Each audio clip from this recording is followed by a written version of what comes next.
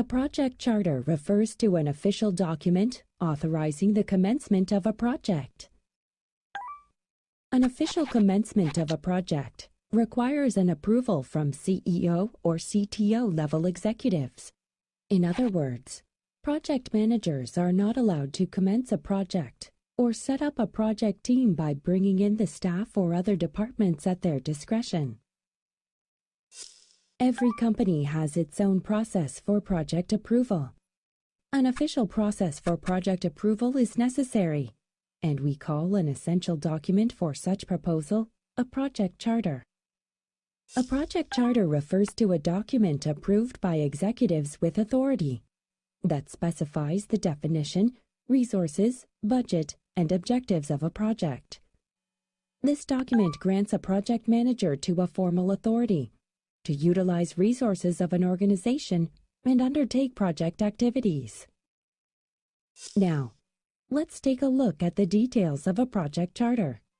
A definition of the project concerned, key project deliverables, high-level milestones, high-level cost estimates, identification of stakeholders, development methodology of the project, definition of issues, high-level assumptions, high-level constraints, high-level risks, project objectives, and project cost estimates, all of which are the most fundamental and essential details specified in a project charter. The table on the screen is a template for a project charter. Documentation of a project charter initiates a process for acquiring the approval of a project sponsor. First, fill in the project name.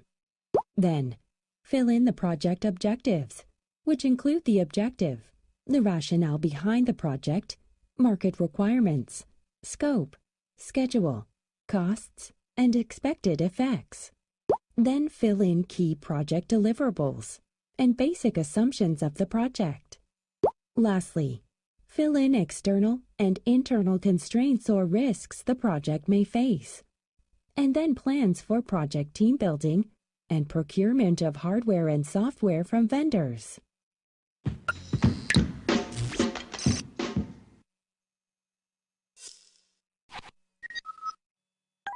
Next, let's create a very important document named Project Management Plans. Project management plans include different detailed plans, as you can see on the screen. A scope management plan includes description of scope management, preparation of a WBS, scope change, and procedure. A schedule management plan includes project milestones and overall detailed schedule. A human resource management plan includes the role, responsibility, and authority of human resources. A quality management plan features overall techniques and activities to ensure quality product or service that meet customer requirements. A communication plan refers to a reporting management plan, which includes the methodology and frequency of meetings with stakeholders and issue meetings. A risk management plan refers to a plan for analyzing qualitative and quantitative risks in case of identification risks. Lastly, a procurement management plan, as a purchasing management plan for the project, includes how to produce hardware, software, and human resources. Project management plans usually take the form of the table of contents on the screen. Project management plans include the following. First, project overview. Second, project work scope. Third, schedule plan. Fourth, human resource management. Fifth, training plan. Sixth, project control. Seventh, quality activity plan. Eighth, conditions for delivering the resulting service or deliverables to customers. And lastly, and their measurement plan. We just developed project management plans. Based on the plans, we are going to move on to the next phase, direct and manage project execution.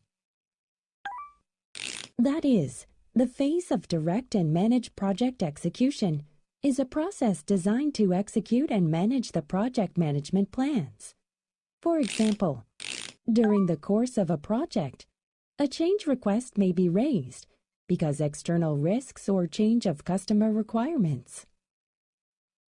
A PM convenes a formal meeting to discuss the change request with team members.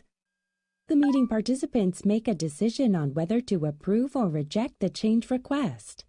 Then, the team identify, control, document, and inspect the consequent project documents and services.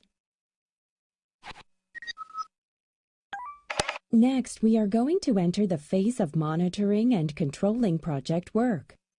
We monitor the project performance through project work monitoring and report project performance for actual controlling activities on a weekly and monthly basis. The following screenshot shows a weekly project report. You should fill in the owner slot with the name of a project sponsor, the PM slot with the name of a project manager, and the LTS slot with the launch date of the service. In addition, each milestone with project schedule and current progress rate should be filled in accurately. As you can see, the report includes target rates, which shows the actual progress rates compared to their target rates. Now, we are in the final phase, closing integration management. This phase is to hand over final deliverables to customers and officially close the project. The deliverables at the end of the project are as follows. First, project deliverables refer to the final products of a project, which will be delivered to customers. They include project management plans and a change request log. Second, the project closure document refers to a formal document announcing the project closure. It includes a project closure report. Lastly, the project outcomes refer to actual outcomes such as product or service. The following is the table of contents of a project closure report. In general, a project closure report includes the objective, scope, schedule, and organization of a project and its final performance.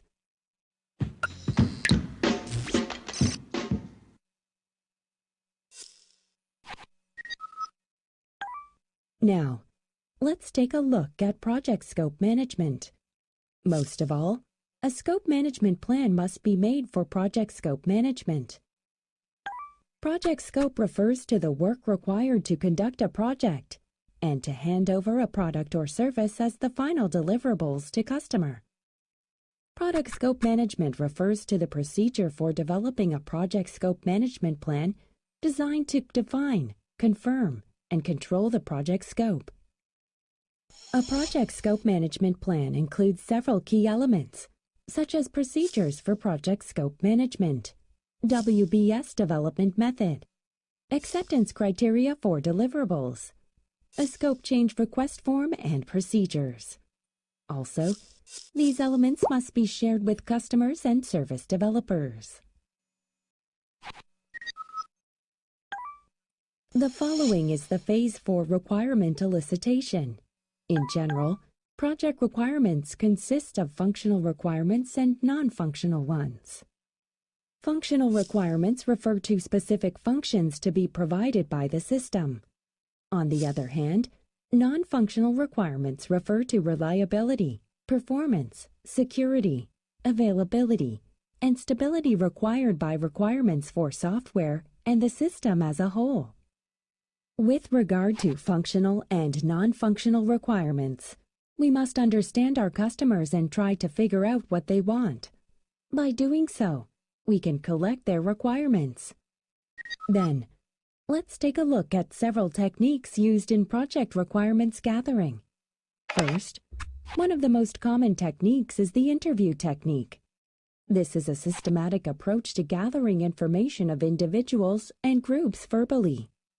Second, the prototyping technique. This is a technique which helps the project team build an entire target system or part of it swiftly and roughly. Third, the brainstorming technique. This is a technique aimed at gathering ideas for developing and improving a specific product or service through meetings. Lastly, the document analysis technique.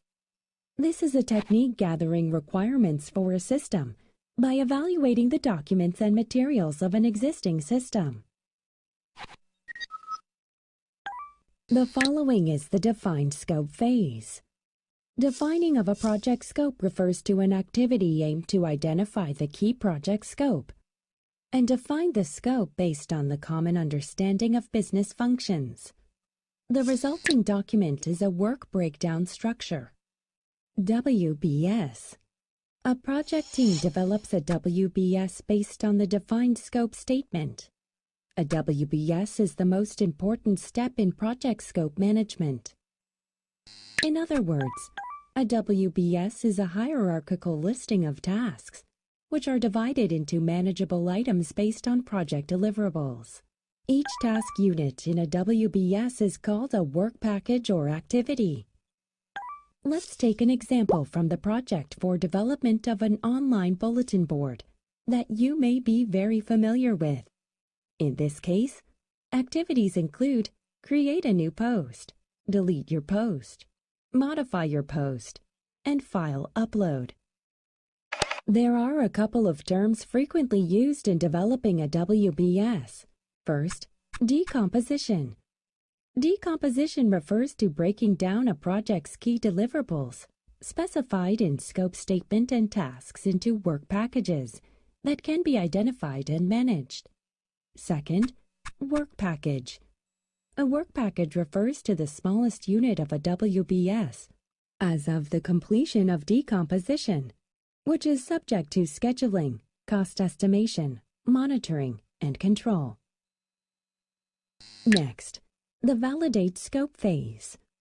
During the phase, the outcome of a project scope, that is, deliverables for customers, require approval validation from customers or the head of a project management group. Lastly, the control scope phase. This phase is a process for managing change to the scope baseline of a project and product. The next screen is a change request. Upon the receipt of a change request, an approval process shall be set up for official monitoring and control of the change request concerned. Once again, the change control process refers to change management and application based on change requests, which have an impact on project scope, schedule, and cost. For formation, scope creep refers to scope changes that cannot be controlled by a project team. A failure in managing and controlling change requests may have a negative impact on the project performance.